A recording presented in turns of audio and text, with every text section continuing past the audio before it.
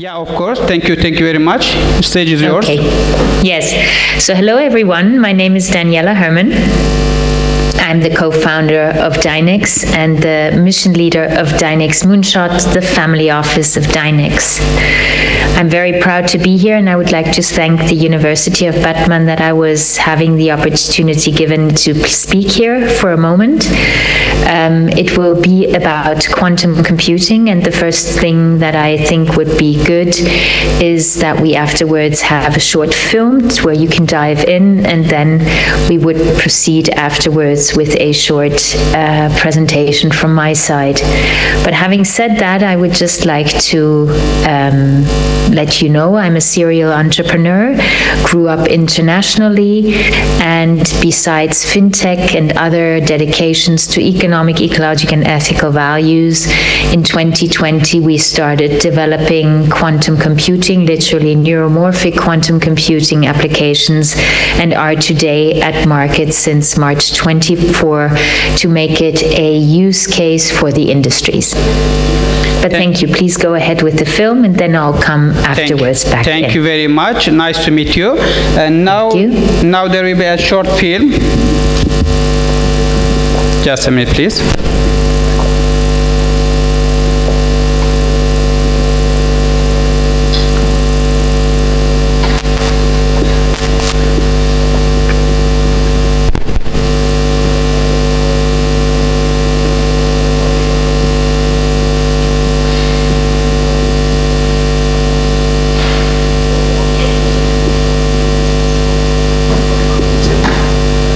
A series of issues that are reaching a tipping point are inextricably linked.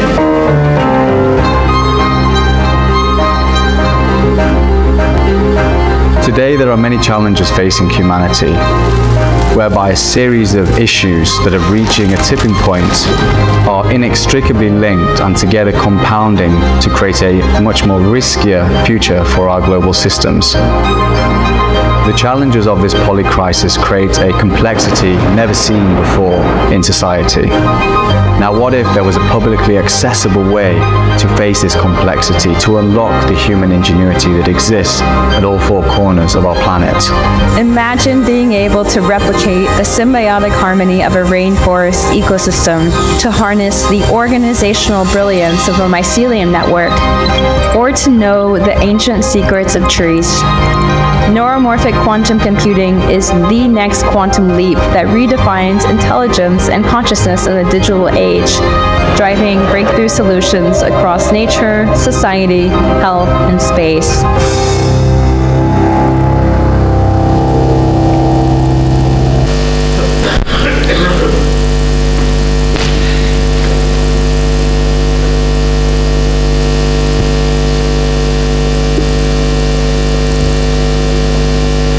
Yes, thank you very much for the short video. Now, dear Daniela, stage is yours. Here you are, please. Thank you. Thank you so much, everyone. Can you hear me? Yeah. Yes, you can clearly hear I'm you. sorry, because I can't see you. There must be a technical problem, so I can only see dark, and hence I'll try my best. We'll check our options for the stage. Okay, so thank you so much. So, yes, quantum computing, as everyone has read also a lot in the news now, quantum computing has geared up in its news flow, and one announcement following the others with new discoveries and innovations that the market is bringing life, and it's an exciting journey. Now, what is actually happening and what is quantum computing is something that I would like to explore. So first of all, if you look at what quantum computing as such is, where quantum computing is standing today, I would say if you compare that with, for example, the moment where electricity came to market, or you compare it, for example, where the move was from the industry, from the horse to the car, you would actually name this as a mega cycle. Quantum computing as such is the next mega cycle. It is a mega cycle that is not just the next, it's actually in the process already.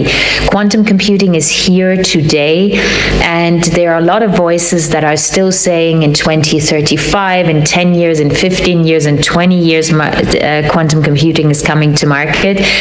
Quantum computing is here now, and the larger applications are possible today, and hence the industry probably was a bit surprised with this velocity that the technology hit the market and is actually spreading now. Now, from that change, what quantum computing does for everyone that has not such much experience with quantum computing, it is, besides explaining it from horse to car, or from a flat Earth to a round Earth, or from a megacycle in electricity spreading mainstream. Quantum computing is when you have a coin and you flip a coin and it's heads or tails. Quantum computing is heads or tails and everything in between. So what it does, it grasps the entire sphere of possibilities that are out there and optimizes then the outcomes so that you have the optimized outcome of a complexity that is lying in front of you. We today with the bits are still doing the heads or tails, so the 0101, and are literally taking that as our today real accuracy, which with quantum computing will change dramatically. So you could almost say the truth will be a different one with quantum computing. So what we thought is the truth, for example, to climate and climate prediction, will be much more specified, much more concrete, much more being predicted than we were able to do it until now.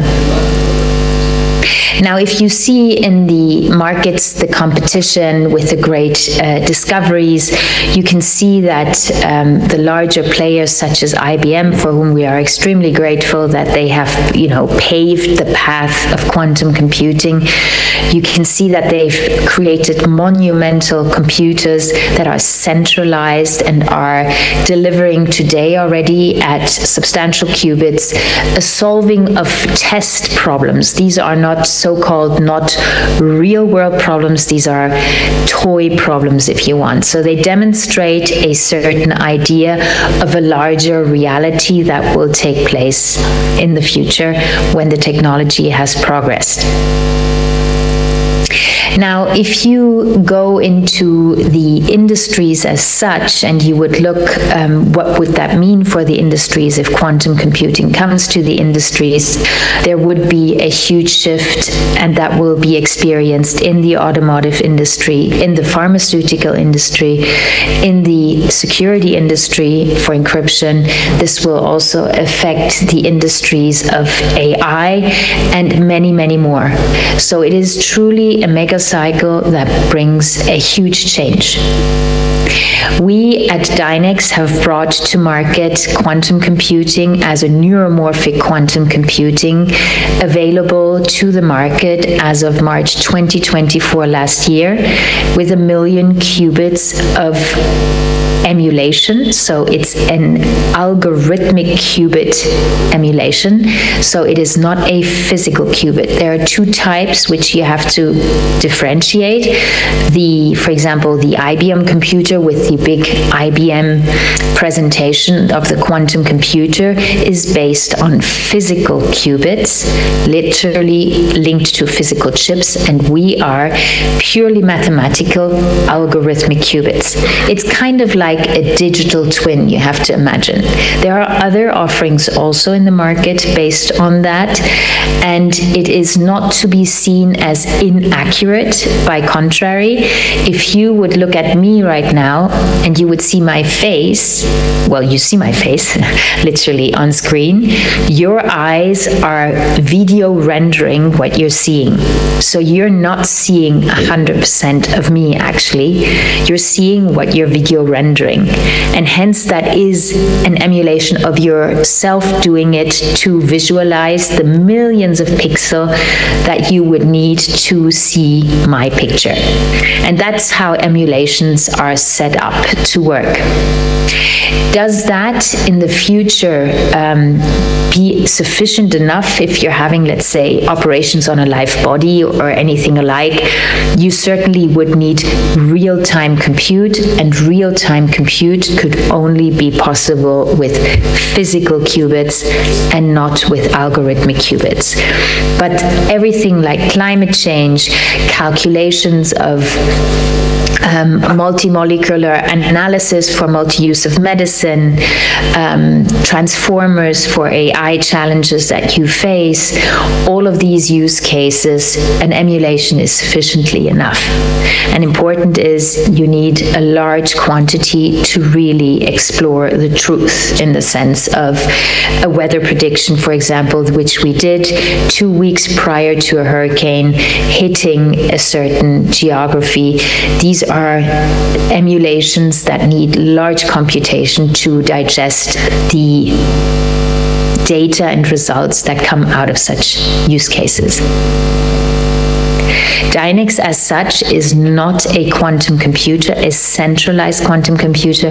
Dynix is a decentralized network of many millions of GPUs that feed into the system to create a decentralized system, which allows us also to handle the, let's say, to even leave out the error correction that is needed in many cases of the centralized computers. We wanted to go mainstream, so that was a goal we've been following for many, many months and years now, because having a technology go mainstream is really when technology shifts the entire economy, and otherwise it just doesn't. And for that reason, we have not just stopped by bringing a decentralized quantum computational system to the market. We also announced last year that we will bring to market a chip. The first is the Apollo chip, which has 1,000 qubits. These are physical qubits that will be part of our network, which will then allow you to quantum compute either in the way of quantum computing in the emulation or in real time. And then we are also bringing to market in 3 to 6 months an quantum LLM. And with the quantum LLM, we are pushing the boundaries, or pushing the envelope, as one likes to say, of quantum computing in the AI space. That means currently, if you have, for example, in the medical fields, as an example, AI in use to either anonymize data or do therapeutic advice models, etc., you are currently, if you're using these AI, ChatGPT or DeepSeek, we have involvement with quantum through transformers. So it's not that you can plug in quantum into a today existing AI. Often these models of collaboration between the two systems are a hybrid collaboration, where you need to exactly think through in which puzzle pieces you bring what together for the outcome you're aiming for. With the quantum LLM, we are going to do a quantum leap. Everything what you saw on ChatGPT, when you get an answer and it goes like, it just kind of goes one after the other, one token calculation after the other, you will have with quantum computing the solution in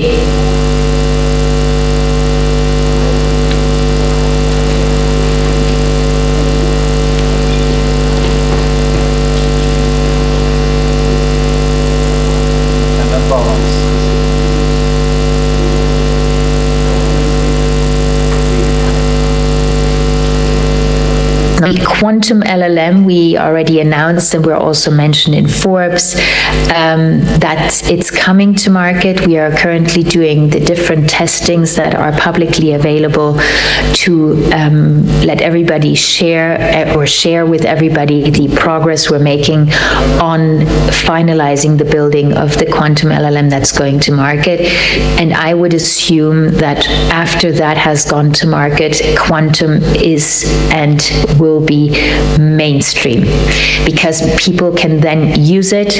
And I do not think everybody will ask anymore, is this now quantum or not?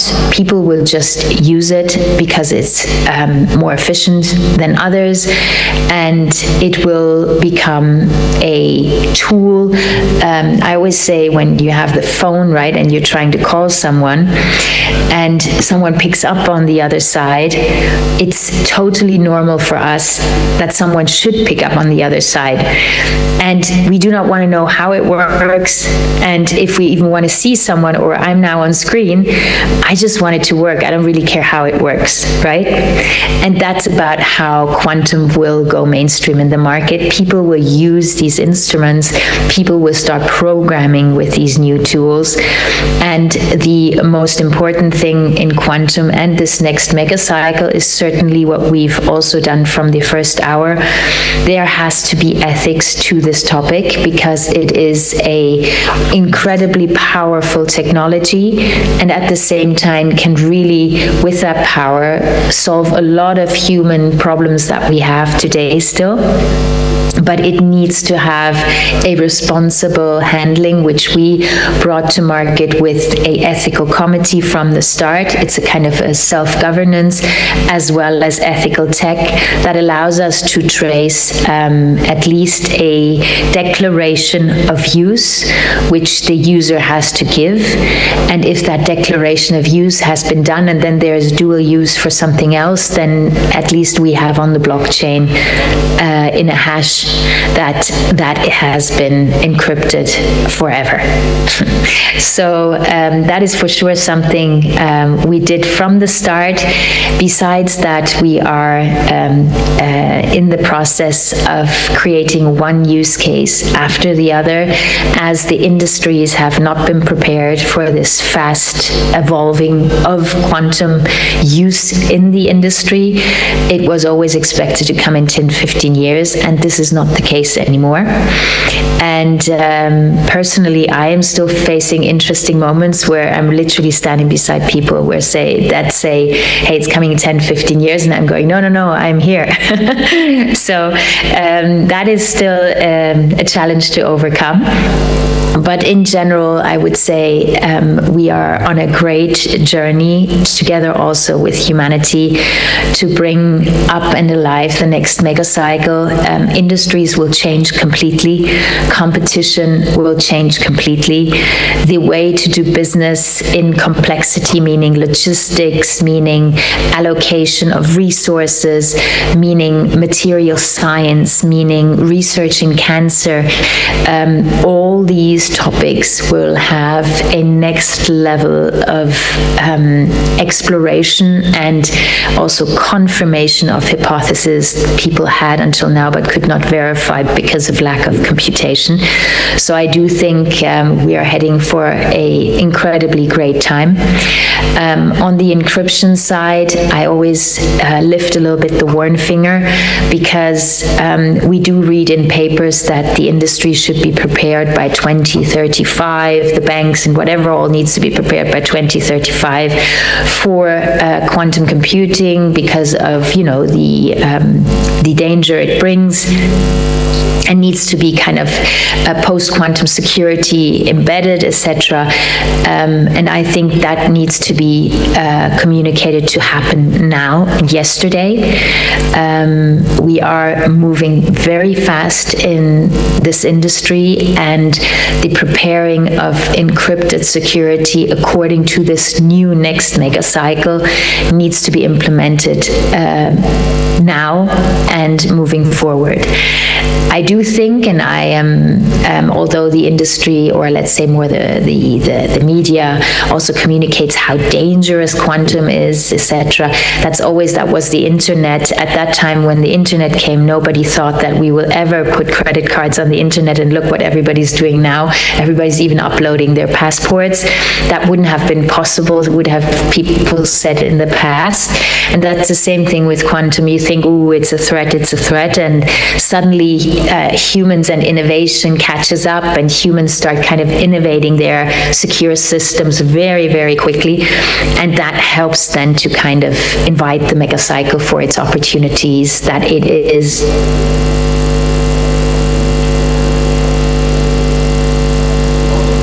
Opportunity. I know I had and have the honor to close this great conference, and I would like to thank everyone for giving me your patience in these ending minutes and hour to listen to a little bit of inspiration in quantum. Thank you.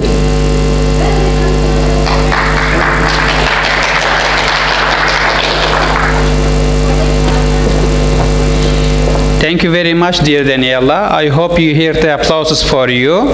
Thanks for these inspiring presentations. But actually, we hope to guest you at Batman here in person. How about that? Please. Thank you. I would love to come. Thank you very much. By the way, I hope your mother is well. Get well soon. Thank you. You're welcome. You're welcome. And also, there are a role user at here. Also, he say hi to you. Thank you. Thank you very much.